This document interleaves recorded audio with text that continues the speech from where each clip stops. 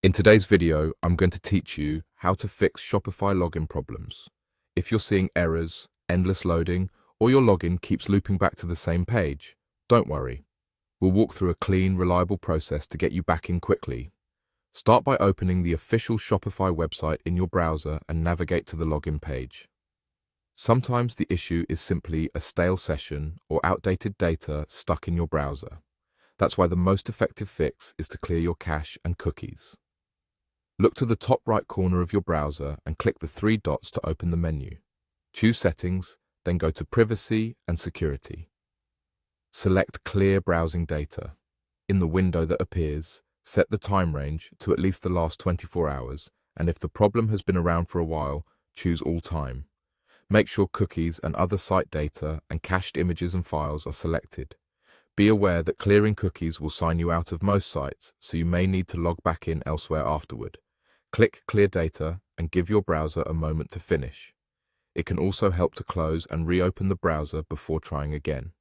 Then return to the Shopify login page and enter your credentials. If you can access your dashboard but certain areas aren't loading correctly, or if the login seems half complete, log out of your account fully and sign back in. Use the account menu to sign out, wait a few seconds, and then log back in from the main login page. This refreshes your session and often clears temporary glitches tied to your account state. If you've cleared cache and cookies and tried logging out and back in but you're still stuck, it's time to contact Shopify customer support. When you reach out, include the exact error message you're seeing, which browser and device you're using, and the steps you've already tried.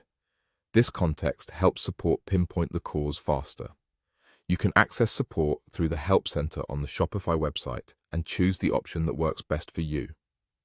To recap, open the Shopify site, clear your cache and cookies from the browser's privacy settings, try a full logout and login, and contact support if the problem continues.